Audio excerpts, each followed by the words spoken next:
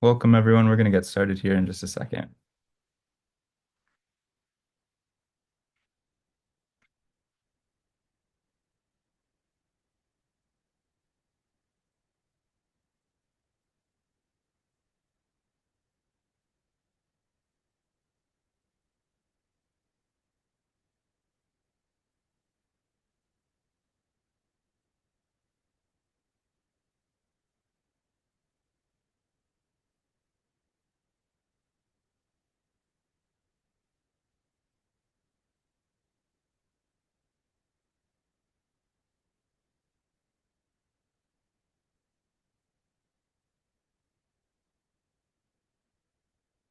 Hey, good afternoon, everyone, and thank you so much for joining us today for the release of Beaver County Data Analysis 2025 Update, the latest report from the Ohio River Valley Institute, or ORVI. My name is Ben Hunkler. I am ORVI's comms manager, and we are an independent research organization working to help the Ohio River Valley region chart a course toward shared prosperity, clean energy, and more equitable civic structures. Today's report is co-authored by Julia Stone and Eric DePlace, and it marks our third investigation into the economic track record of Beaver County, Pennsylvania, since Shell first announced its Shell Polymers Monaca Plastics Complex back in 2012. Eric is going to walk us through the report's key findings in just a moment, but the bottom line is that the latest federal data show a continuation of some of the concerning trends that we have outlined in our previous research. And Beaver County still lags both Pennsylvania and the nation in nearly every indicator of economic well-being. We're really grateful to be joined today by Jackson Zeiler, who's the public health analyst at the Environmental Health Project, or EHP. EHP is a nonprofit public health organization that supports residents of southwestern Pennsylvania and beyond whose health has been or could be impacted by oil and gas development. Please do check out their incredible work if you haven't already. Today, Jackson is going to give us a tour of EHP's new petrochemical story map, which plots air pollution indexes and demographic data around petrochemical facilities, including Shell's in the Ohio River Valley. It's a really great resource compiled by Raina Levin, who is a research fellow with EHP this past summer. So Orvi's report plus a digital toolkit and summary are now available to view and download on our website. I'll drop a link to those resources in the chat in just a second. We're going to get started today with Eric, and then we'll hear from Jackson, and then we will have 10 to 15 minutes for questions at the end of today's program. Feel free to drop those questions or comments into the chat or Q&A box at any time, and we will get to those in the order that they are received. And lastly, today's webinar is being recorded and closed captioned. Send me a message if you have any troubles accessing those captions. And I think that's it for me, so I will go ahead and turn over the floor to Eric. Thank you, Ben. And Reed, I see your comment in chat there. My name is Eric DePlace. It's pronounced DePlace. The French is long gone from the pronunciation, unfortunately. I am a senior research fellow with the Ohio River Valley Institute. I have, for the last 25 years, been doing research and analysis of fossil fuel developments, particularly with an eye to physical infrastructure and to economic impact. So what we will talk about today is actually the third installment of something that I have worked on with my co-author, Julia Stone. Julia is in the audience today. I wanted to thank her particularly. She did a lot of the heavy lifting on this report. If I stray off-piste during my comments today, she's going to chime in the Q&A and make sure I'm back on course. I also wanted to take a moment to thank everyone at the Ohio River Valley Institute, including Ben, who is facilitating today's conversation, and the reviewers, especially Nick Messenger, who did some important work to really help us zoom in with some additional data that we haven't been able to report in past iterations of this analysis. And most of all, I want to thank the members of Beaver County and everyone in that community who have been doing hard work to make that county succeed in terms of its prosperity and in terms of its health. And it's to them that I would like to dedicate this report, because those folks in Beaver County really deserve our attention and our support when we take a look at what's going on there. So what I want to do today is I'm going to spend a couple of minutes providing some context and some background so that we know what you'll understand what we're presenting as we get into kind of the meat and potatoes of today's conversation. and that will take just a minute or two. We do have quite a bit of content to get through. I will try not to drone on for too long with a lot of data and charts, although it's important. But we do want to have space for questions at the end. If anything is not clear in this presentation today, please look at the report. We have a detailed methodology with detailed citations for each and every claim that we make. Every sentence almost in the report has a detailed citation behind it. And I want to emphasize too that in the data you'll see, this is not black box economic modeling. This is by the numbers looking at publicly available data from the federal government and with every angle that we can look at something. So if we're going to look at income, we're going to look at it from every angle that the government reports income so that we can get the clearest possible picture of what's going on in Beaver County. This is quite in contrast to the sort of hype cycle, marketing spin, black box economic, wild promises, creative fiction that sometimes happens when a large multinational foreign-owned company comes to town wanting a sweet tax break. And that is, in fact, the story of what's happened with Shell. Shell is, of course, one of the largest companies in the world. When they go to build a new industrial site, the first thing they go do is they go shopping for locations that will give them a sweetheart deal. That's what they did in Pennsylvania. As many folks on this call know, Pennsylvania awarded Shell the most lucrative subsidy in state history at that time, worth up to $1.65 billion in order to get Shell to locate in Beaver County. So what we're doing today is the accountability part of that. We're going to take a look and see, did those promises come true? Has that investment by Pennsylvania taxpayers actually paid off in Beaver County or not? The answer, unfortunately, is not even close. It's been a complete disaster for Pennsylvania taxpayers as well as for Beaver County. But without editorializing too much while we do this, I'm going to walk through piece by piece every economic indicator that fairly represents what's going on in Beaver County. Now, Jackson later on is going to talk about some of the health impacts and some of the environmental impacts in the community.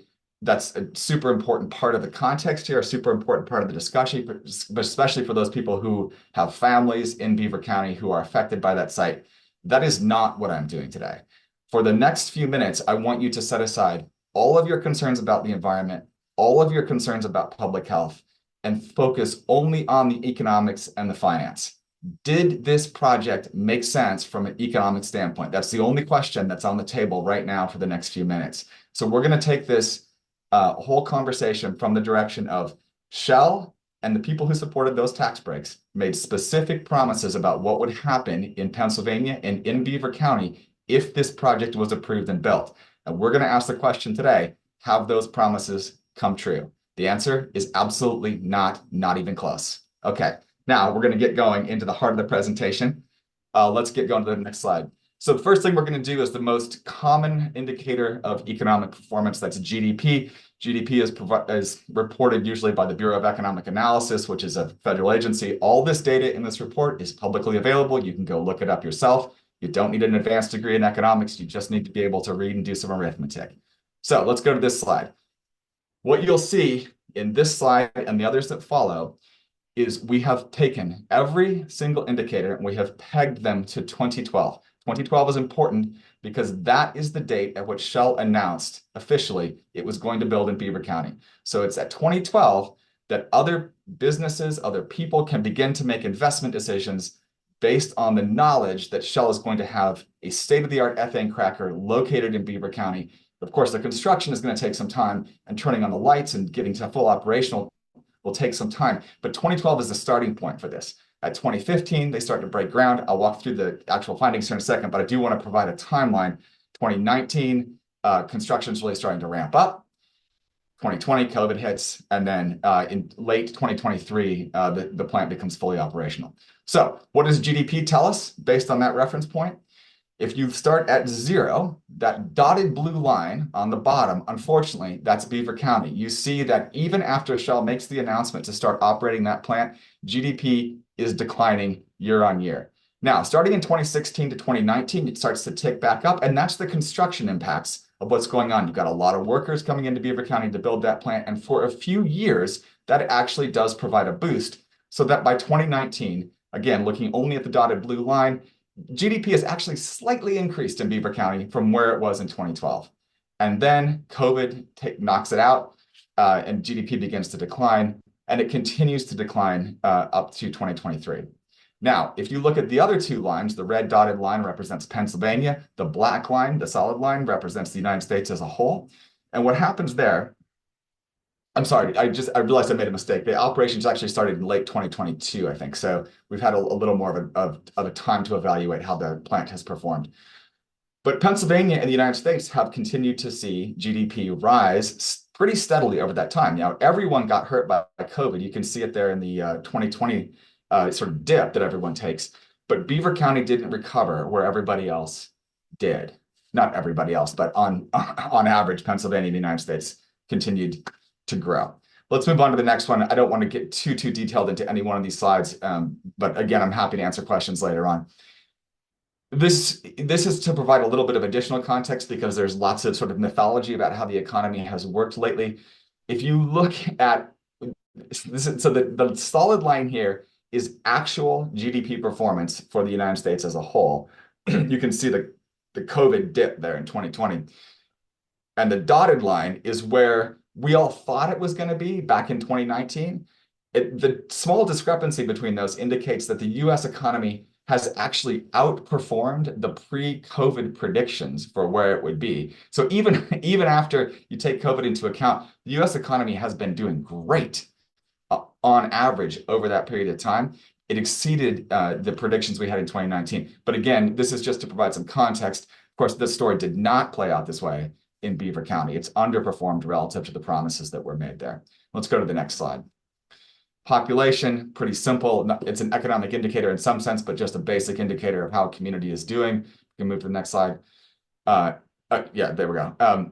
And what you see here, again, starting with a common reference point in 2012, so that we can fairly compare Beaver County to Pennsylvania and to the United States as a whole. What you see is a story in Beaver County of decline. Now, from 2019 to 2021, as they're in the final stages of construction, even during COVID, there is a little bit of an uptick. There were some workers, we imagine, moving into the county to work on that plant, but then it falls back off again. So that by the end of the analysis period in 2023, the most recent data for which we have complete data available, there is a nearly 3% decline in population in Beaver County. Again, not true in Pennsylvania, which has experienced modest growth, especially in recent years, and the United States as a whole, which has increased by almost 7% over the analysis period. Let's go to the next slide. Employment. Now, employment in this country is measured in several different ways by several different models. So again, what we do is we use all of them that are available that allows us to make a comparison so that A, nobody can accuse us of cherry picking the data, but B, more importantly, so that we can get a really accurate representation of what's going on, because every measure of employment looks at something slightly differently, and we can go into the details in Q&A or later on if you like, but I'll just hit it at a high note now because I do want to try to get through all these slides. So this is the U.S. Bureau of Labor Statistics, the quarterly census of employment and wages. This is mostly looking at jobs that are covered by unemployment insurance. So these are employer-provided data. And what this shows this is more like traditional jobs is one way to put that. Is again, you see all of them pegged to 0 in 2012. That's the common starting point. And what happens is over time, Beaver County is declining, but then as construction is going from 2016 into 2019 or so, it looks like jobs increase there. Those are real jobs. Construction is happening, and then it collapses after that. It collapses with COVID, and it continues to collapse. So that the number of jobs, according to this measurement, are down over 13% in Beaver County since the project was announced. This is in complete opposite of what Shell and everybody promised would happen there. And meanwhile, in Pennsylvania, you see the COVID downturn, then you see it come right back up 6%, more than 6%, and the United States as a whole up more than 16% over this period. Let's keep moving because there are several other employment slides. This is a slightly different way of looking at it. This is local area unemployment statistics. It's a different data set that's based on a model. And we use these so that we're making sure we're getting a relatively accurate picture of what's going on. And if all the measurements are telling the same story, you can be pretty confident that, okay, that's actually what happened. And in this one, the drop-off in Beaver County is less profound, but it's still there. It still has fewer jobs than it did back in at the beginning of the period, where Pennsylvania is up again around 6%, and the United States as a whole is up more than 13%. Let's go to the next slide. This is a look at firms and businesses. So there are a couple of ways of measuring this stuff too. This was one of the central promises of the project backers, that if Shell were to build a big petrochemical plant, that you would have lots of other businesses attracted to Beaver County in order to provide ancillary services for that plant or taking advantage of the outputs from that plant. And what's happened in real life is exactly the opposite of that. So this is looking at this one's looking at business firms. So this is not storefront establishments, but the number of businesses that are behind those. And what you see over time from 2012 to 2021 is nearly 4% decline in business firms in Beaver County. Now, unfortunately, this data set is not reported on a very timely basis, so there's always a delay in the data. Otherwise, we would report it up to the most recent period that it's available, like we do for all the data here. In contrast, Pennsylvania is up 1.4% over that time. The United States up nearly 10%, indicating that from an economic development standpoint, the strategies in Beaver County have been less effective than those employed by Pennsylvania or by the United States as a whole. Let's keep going. And this is business establishment. So this is more like every individual storefront that you see, to use a very shorthand way of thinking about this.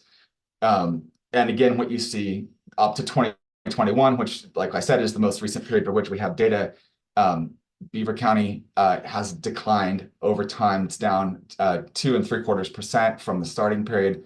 And again, in Pennsylvania and in the United States as a whole, you see pretty solid increase. And I just want to note, Sean, I see your comment in chat, but because I'm not capable of multitasking well enough at this moment, I'd love you to address that point when we get into Q&A, because I think it's an important one. And let's keep rolling back.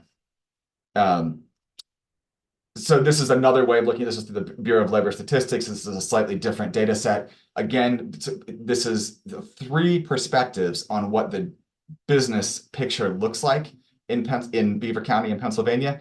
And again, we're just using all of them because we want to report everything that's available. This one is more recent. It goes up to 2023.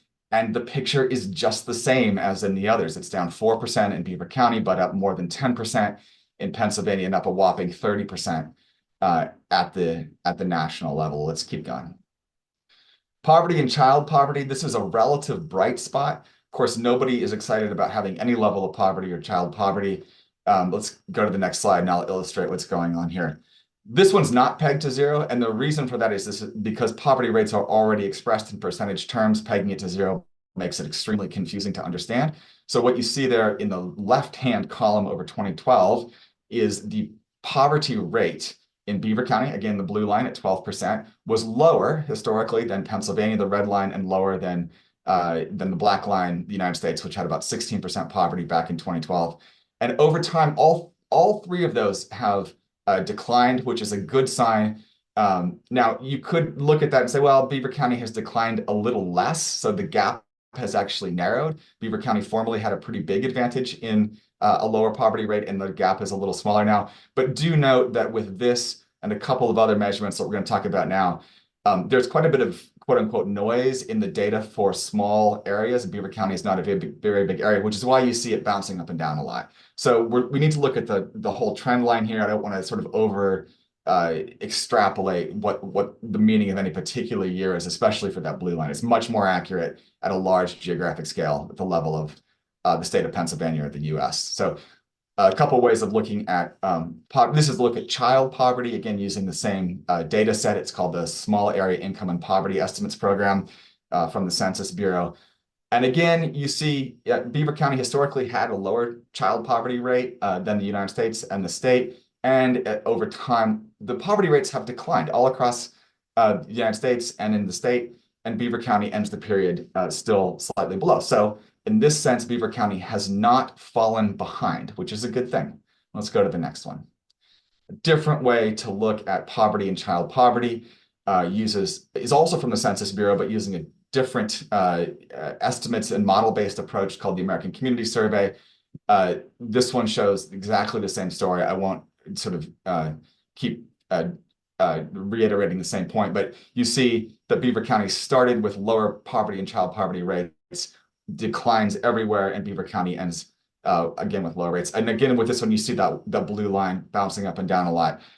Look at the big picture here, right? So it's what we see is the same reflection any individual year because there's a lot of noise at a small level. You can't read too much into it. Let's go to the next one, Ben. And now income. This is one that gets kind of interesting for folks. Let's take a look at the various different ways that you can measure income. This particular one, going back to that first data source that we're using from the Census Bureau, the Small Area Income and Poverty Estimates Program. You see here, this is a median income. So this is the income point which half of everybody makes more and half of everybody makes less. And it is in some ways a clearer picture of income than some other ways of measuring it. And what you see is that the median income in Beaver County has over time basically kind of kept pace with the state. Not really with the US, but it seems to have fallen off a little bit by 2023. We'll know more when we have complete data for 2024 and can report those. We will continue to report all of this data in the future, but I do think, although there's some noise in that blue line, I do think there's some cause for concern over the last couple of data points there. Let's move on to the next one. This is a slightly different way of looking at income. So this is per capita. So as contrasted to median income, per capita income takes all the income that's earned in the county and divides it by the number of people in the county, and you get kind of the same picture, actually. You see the blue line moving around a little bit more, but it seems to have slightly fallen behind the United States as a whole, though it is keeping pace with Pennsylvania, which is, a positive sign. Now, keep in mind, Beaver County incomes are a little lower, because that's always been the case. But when we peg it to zero, then we can get a fair representation of what's going on during that period. And let's go to the next one.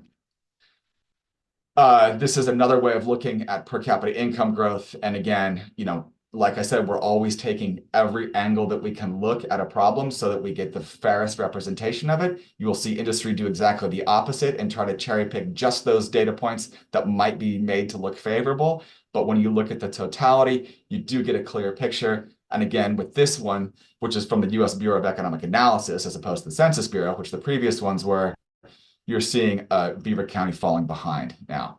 And so that's more evidence that there is reason to worry that the income growth in Beaver County is no longer keeping pace, especially in the post-construction period as the plant has gone into full operations. Let's keep going for the moment. Now, this is an interesting one. This is one we have not reported in the past, but we were able to drill down a little bit more for this version of the report, this third installment of the report, and report something called market income.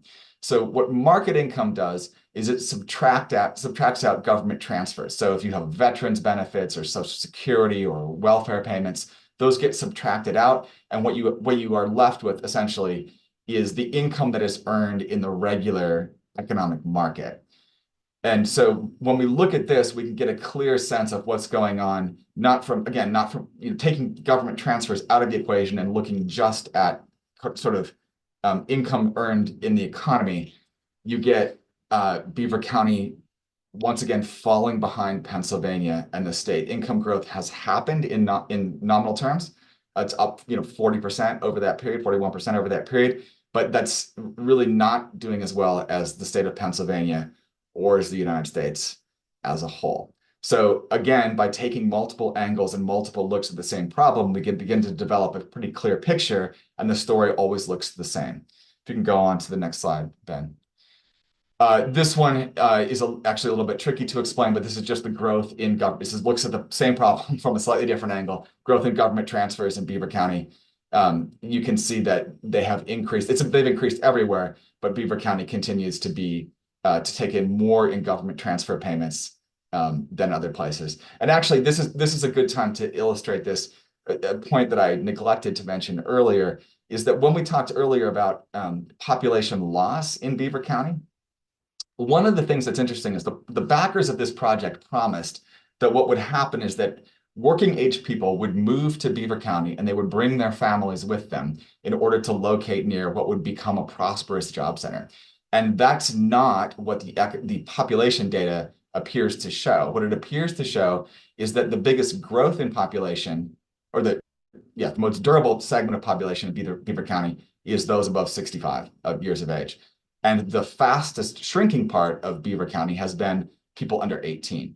And so it looks very much like the families, people with children under 18, are leaving the county, and that what remains is a different demographic. And that's very much what this growth in government transfer payments seems to suggest too, because some of those transfer payments are in the form of Social Security or other benefits that mostly accrue to older people.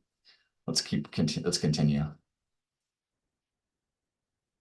Is that the end of the slide deck? Yep, that's it, Eric. Okay, so a couple of remarks, if we can just kind of go back to yeah, thank you.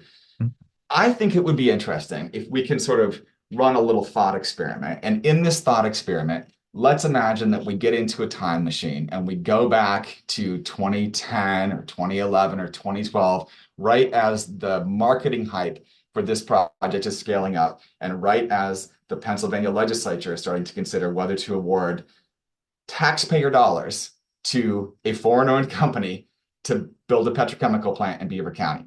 And if Shell's best ambassadors, that their lobbyists had come forward and said, you know what, if you give us $1.65 billion, and if we are allowed to build this project, then in the future, you will have fewer jobs, fewer people, lower GDP, fewer businesses, and you will underperform the state by every measure of economic performance. What do you think would have happened as a result of that? Now, my personal belief is that rational people would just say, that is a terrible deal. Nobody wants to take that deal. Please take your business and go somewhere else. But what actually happened is that Shell marketed a bunch of stuff that was never going to happen. It did not happen. And as a result, the state taxpayers have been left holding the bag. They got pickpocketed, frankly. And if you're a taxpayer in Pennsylvania, you should be asking for a refund right about now because you got robbed. And if you are a community member in Beaver County, you should be very concerned about what's happening in your county, again, from an economic standpoint, because the strategies that are in place in Beaver County right now are not yielding the results that that community deserves. There are hardworking people in that county who deserve better. They deserve better from their elected officials. They deserve better from their business community, and they deserve better from the state of Pennsylvania and the legislature that's made these decisions on their behalf. With that, I'm going to stop for just one moment. I'm going to let Jackson talk about this. Happy to answer questions later on. And I know we've got stuff popping up in the chat and in the Q&A box, which, like I said, I can't multitask well enough to address those in real time, but we'll get to them. Thanks, everyone.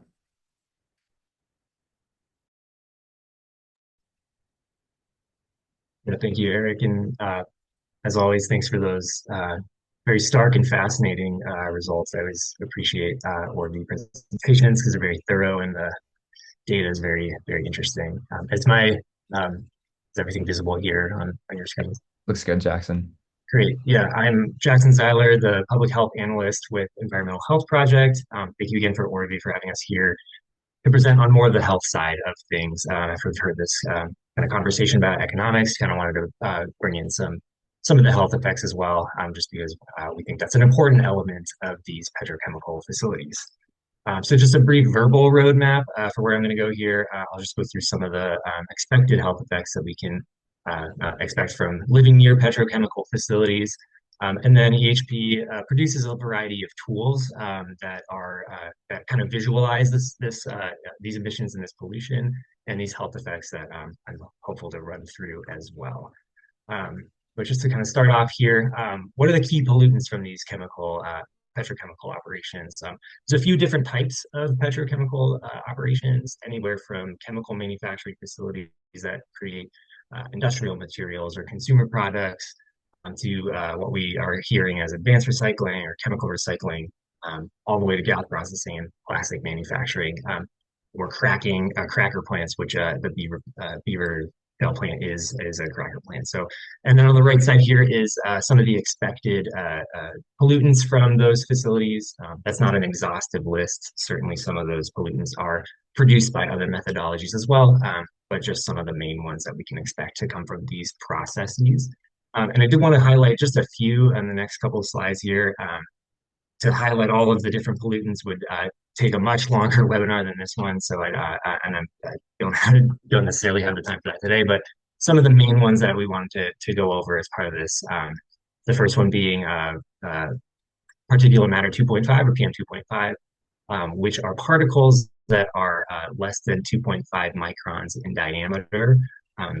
These particles have the ability to penetrate deep into the alveoli in lungs, some of which can enter directly into the bloodstream and wreak all sorts of havoc in that way.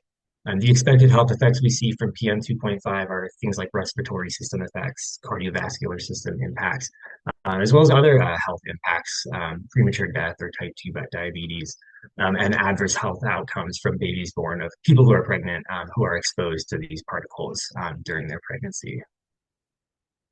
Nitrogen dioxide is another pollutant that we see commonly from petrochemical pollution.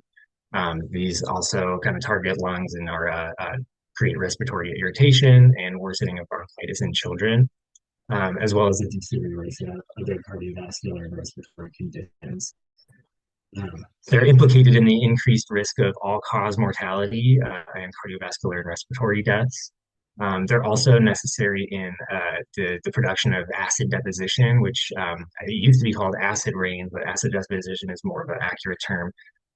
Just without nitrogen oxides themselves that interact with the air and water in the atmosphere, create acidic byproducts that deposit themselves on soil, which impacts things like crops or soil health, as well as water sanitation issues. That's a big knock-on effect of these of NO2. And kind of a big one we hear about in these facilities are volatile organic compounds or VOCs. These are compounds that readily evaporate or absorb into other materials in the atmosphere, giving them their name volatile. On the right-hand side here, albeit in very small font, so apologize for that, but those are some of the common ones that we can expect from petrochemical facilities. And they have a whole host of short-term or acute health effects, as well as chronic or long-term health effects. The short-term acute ones being, the common irritation of the eyes, nose, and throat, nausea and chest pain. One to highlight here, unconsciousness is especially prevalent for workers in these facilities. Falling unconscious in one of these facilities is it's like an industrial environment, so certainly not a safe place to be affected by that condition. And then there's other long-term health effects of exposure that the literature kind of points us to: cancer, birth weight, reproductive abnormalities, and a whole host of other nasty effects here from VOCs. But what does the literature tell us? I did a kind of cursory search of specific petrochemical studies that looked specifically at petrochemical pollution. And these were 6 that I just wanted to highlight that the literature tells us are expected effects of living nearby these facilities. Increased asthma rates, increased cardiovascular dysfunction, and the list kind of goes on from there. One I wanted to highlight was endocrine disruption, which sometimes gets overlooked. Those are chemicals that compounds that enter the body and disrupt hormone functions. And that can have a whole host of effects for young people who are currently in development that can stunt growth, for adult populations that can lead to cancer and other conditions down the road as well. So endocrine disruption is certainly one that is a very severe effect from these facilities. But bringing it a little closer to home here, I took a look at CDC Places data, just for this presentation, really, just to see. Turns out Beaver County is a vulnerable population. In these metrics displayed here, they're beating the U.S. average, and that makes them a vulnerable population to additional health effects. According to Penn EnviroScreen, which is an environmental justice tool provided by the state, the Beaver County is in the 91st percentile for environmental justice concerns. And I tried to provide EPA EJ screen or environmental justice screen data here, but that has recently been taken offline, so I was not able to access that at this time. So what can we summarize or conclude from the literature and from these known public health effects? Well, first is that the Shell polymers plant and other petrochemical facilities do create these pollutants. Where they're known to be polluted, they contribute to ground level ozone as well as a whole host of other environmental effects. Also, these pollutants have demonstrable health effects on populations that live nearby, and petrochemical facilities are known to create a public health burden. And simply adding to that with a petrochemical build out will simply add to this burden. So I did want to kind of highlight another tool at EHP. This is kind of the second half of what I wanted to come here for. Let me just get my other screen up here. Is this visible to everybody, or am I still on the presentation? Yes. Yep. Okay. So I wanted to highlight some work by our environmental summer fellow, Rain 11, last year was tasked with created this incredible map of mapping these specific petrochemical facilities in the Ohio River Valley, and was tasked to find where these pollutions are, where these emissions are coming from, what they're producing, and then where they're located, and what those areas look like demographically. This is accessible on the EHP website currently, but I wanted to walk through a story map just to kind of showcase this map. So the first kind of screen you'll get to here is the information, a lot of the information that we just went over. But the first screen that we'll kind of see, the first sort of map function is this initial health data. This is from EJ screen in CDC places, and it's displaying percentile for air toxic cancer risk. And we kind of already see kind of like where those clusters are, and gives us a good baseline map of the region. It zooms you into an example of a region that's in the 80th percentile for air toxic cancer risk. This is all split up by census tract, so you can click your own census tract or explore other census tracts that you're interested in studying. But when we click on the census tract here, this Washington County, Ohio one, we'll get a lot of good demographic information. Again, this is from CDC Places and EJ Screen 2023 data. And kind of scrolling down here, we'll get a lot of that demographic information. We can learn that this area of Washington County has 22% of its population over the age of 64, 10% of its population has asthma, 14% has diabetes, and a whole host of other information here. COPD rates, coronary heart disease prevalence. And this is true for every census tract in this map. The map then goes on to kind of what I just described, which was the different types of petrochemical facilities. So for your own re-edification, when you go back, you can provide yourself that information. But then we get a look at the petrochemical facilities themselves. All of these mapped onto here are going to be facilities that are currently producing. The only difference being green shapes are facilities that are existing but plan to expand their operations. We'll zoom back into this West Virginia census tract from before and highlight that Chemours Washington Works plant located there. And when we click on the shape itself, we get a lot more information about the facility as well. So some historical information, what that facility produces, whether its operating status and its compliance status. So we can learn that this facility has 14 informal enforcement actions and 9 formal enforcement actions since 2015. One note, this is current as of August 2024. So if there's new enforcement actions since that date until present, those won't be accounted for here until we update the data set. But further down here, we'll get emissions in tons per year from the facility itself. This is information obtained from the National Emissions Inventory. So emissions that those facilities have self-reported and that are tracked.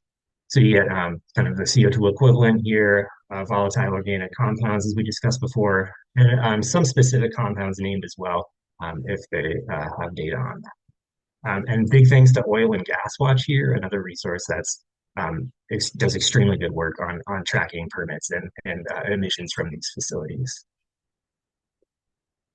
Just another one to highlight one of the planned facilities or facilities that's planning to expand. You'll get the same information, except an additional cell or row at the bottom with the proposed project and how they're planning to expand. So this Liberty 2 methanol plant and their planned expansion of 150,000 tons of methanol per year. And then just highlighting that this is also in a sensitive environmental justice area. The map then adds in these black shapes. These are not producing facilities, but they're planned. So they're in various stages of development. We'll zoom in here to the Arch 2 planned hydrogen plant. You'll get the same kind of information here, but that it's proposed, and so there wouldn't be compliance status there.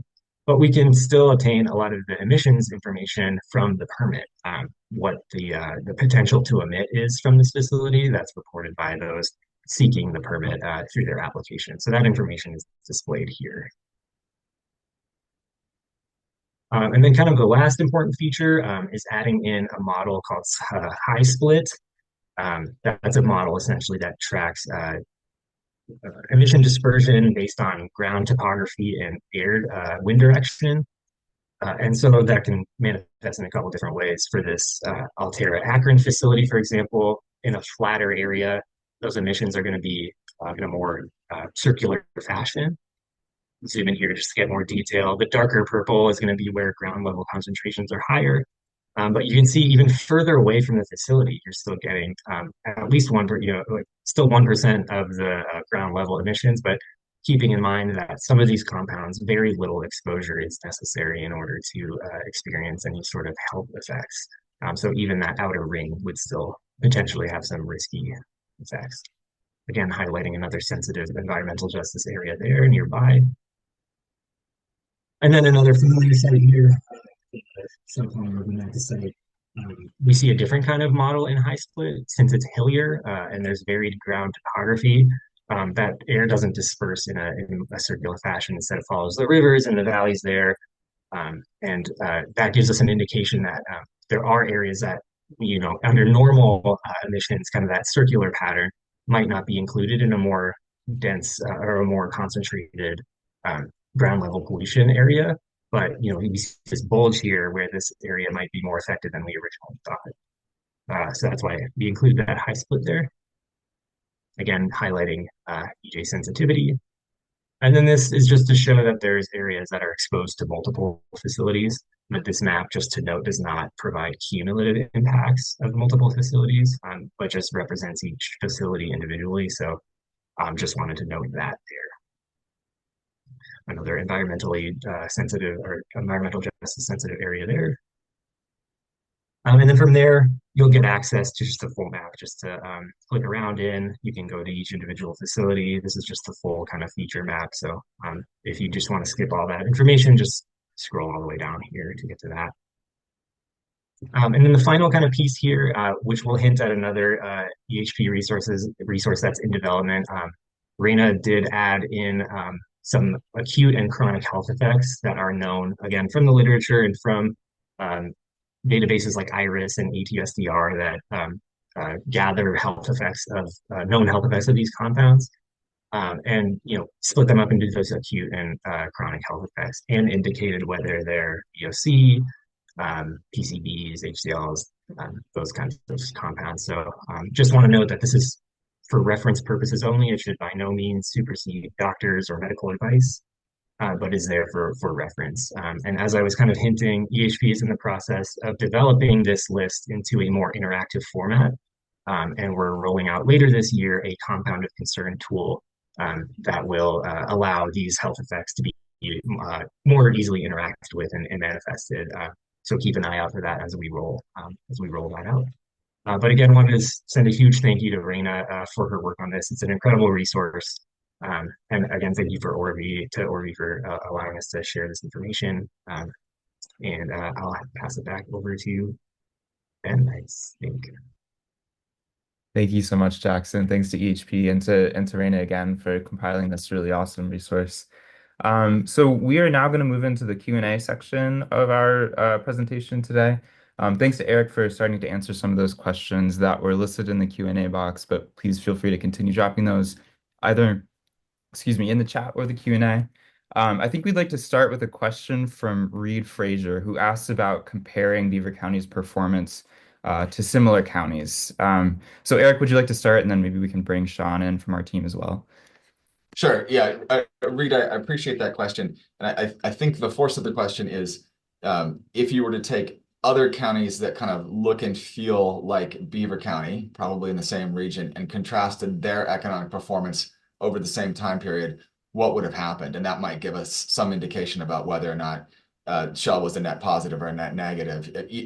And I think that's a useful analysis to do. We don't have an exact comparison to that, but we do have something pretty similar, and Sean will speak to it in just a second because Sean's work on fracking was actually the inspiration for me to begin to do some of this work.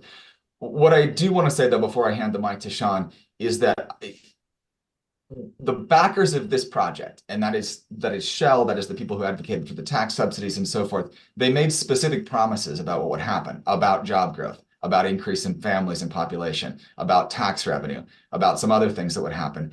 And the record shows very clearly that those things have not materialized. In fact, they've gone in the opposite direction that the project backers said.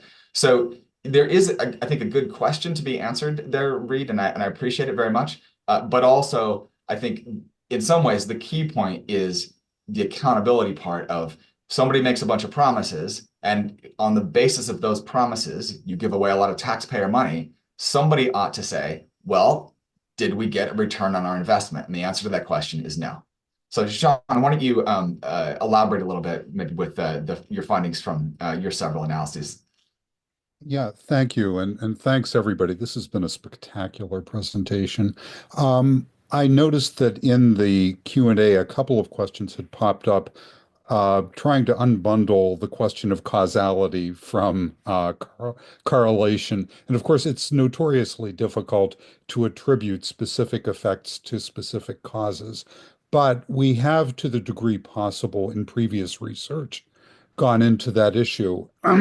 Excuse me. And I would refer folks back to a report that we did a couple of years ago called Misplaced Faith, which you can find on the Orvie website, because we were wondering whether the relatively poor economic performance that we saw in the counties where the natural gas industry was concentrated in Appalachia was in fact due to or associated with that industry as opposed to the rest of the economy falling apart while the gas industry was in fact actually bailing it out or offsetting losses that were taking place elsewhere.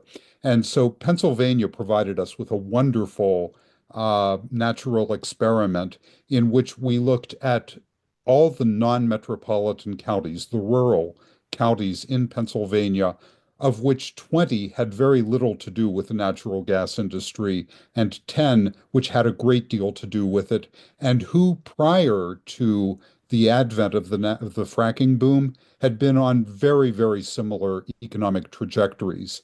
And what we saw was very simple, and that was that, as you would expect, the natural gas counties, going to one of Eric's key metrics, GDP, saw an explosion in GDP in association with the natural gas boom.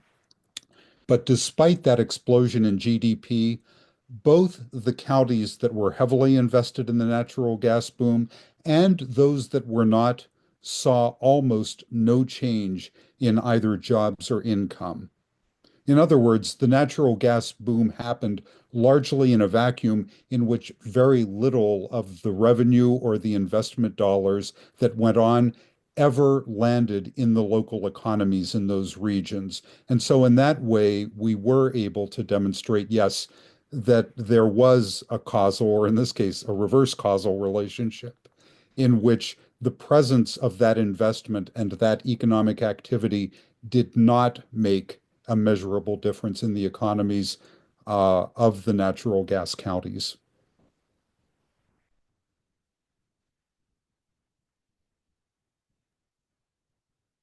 Thanks, Sean.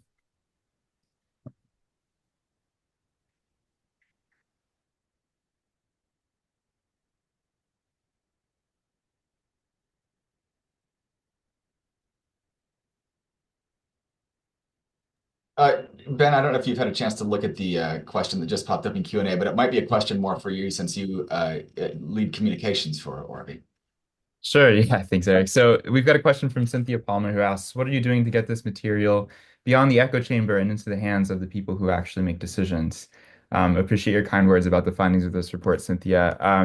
And that is something that we are working on with a number of groups located in Beaver County, including BC MAC and others.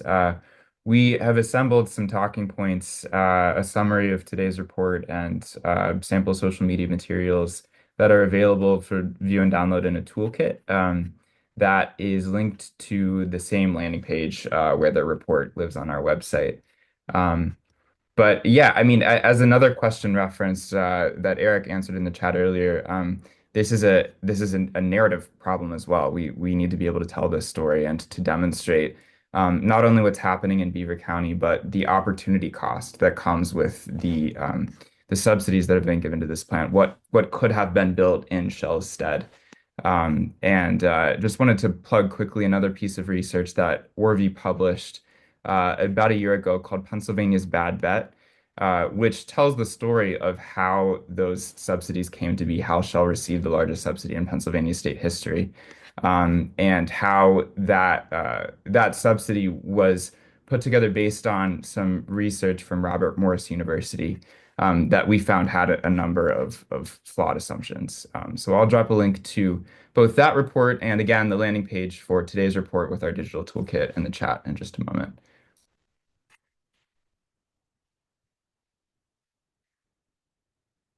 There was a question earlier in the chat about accessing EJ screen data. Jackson, would you like to speak to that and where you're able to kind of find that data now? Certainly. I don't remember what day of the week this was. It was just kind of all of a sudden no longer there. This is the case with NOAA's EJ or environmental justice tools as well.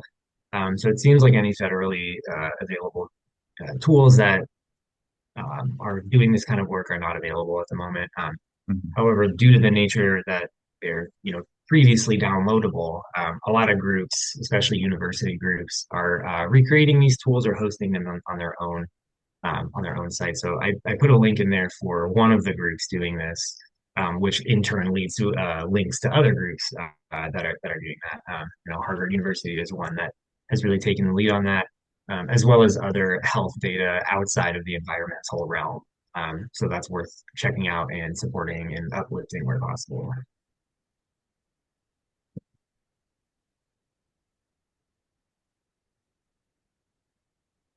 Eric, is there anything that you addressed in the Q&A text that you'd like to elaborate on here?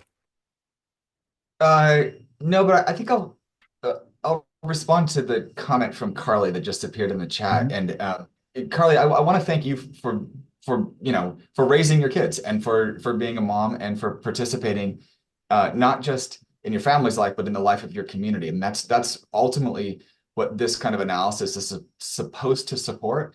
And I'm hopeful that it can help advantage Beaver County and help local decision makers do better, frankly, and help the Pennsylvania legislature do better because you and your family deserve better than what you've gotten so far. And so really, although I'm a numbers guy and I'm going to focus on the data and the economic performance and that kind of stuff, I think the stories of folks in the community who are living life day to day there, that's ultimately what matters. That's ultimately what this is all about. And so, I just tons of respect for folks locally and really appreciate the fact that people want to come and listen to this webinar today. So thank you. Also, just kind of reflecting on my own work in more of the health space, I realize like a lot of the presentations that I give on the health effects can sometimes cause, and certainly somebody um, like you, Carly, raising children in the area, I certainly don't want to, you know, make anybody scared of these health effects. It's simply just to kind of like bring up the risk that these are. It's not like presenting this information is not to say like these health effects will emerge or these health effects are guaranteed to happen. It's just really the risk, and it's just another reason why strong advocacy is important. Yeah, and you said emergency preparedness. That's certainly with disasters that we see kind of emerging more commonly or around petrochemical spaces. Having that robust infrastructure in place is important. So I just wanted to address that as well. Sometimes I do get questions about, why do you come in here and scare us like this? But it's just to produce that health protective information.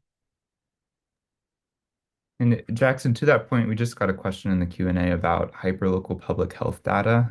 Is that something that EHP collects around the Shell site? We do air monitoring and kind of our own like analysis of it. And that is another thing that we're kind of working on is a kind of public view of this data. Um, that's less technical. A lot of the data we've provided and data interfaces in the past have been more towards a technical audience.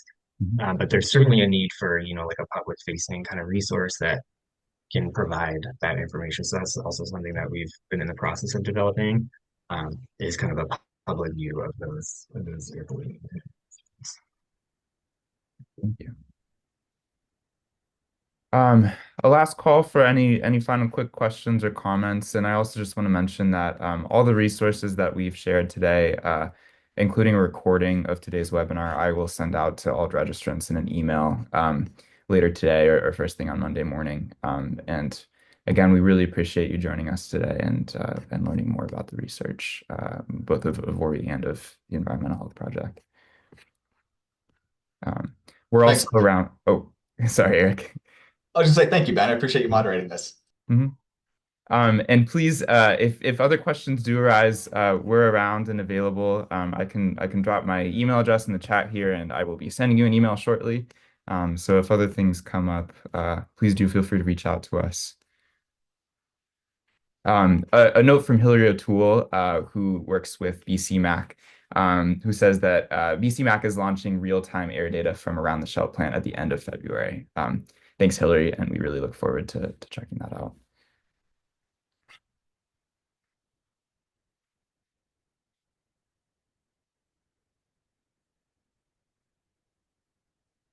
Great.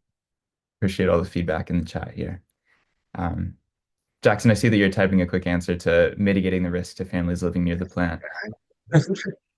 I was just basically going to type back and I can just say this out loud. But one piece of advice, and this isn't all encompassing, but keeping current with doctors' appointments and explaining your own health concerns as they manifest. I kind of disclosed not to like rely on the lists of uh, health effects that might be associated with certain chemicals, but having that information on hand might help to kind of narrow down certain effects that you might be experiencing. Um, and yeah, explaining those concerns and kind of keeping current with doctors is probably the most health protective thing that I can think of at the moment.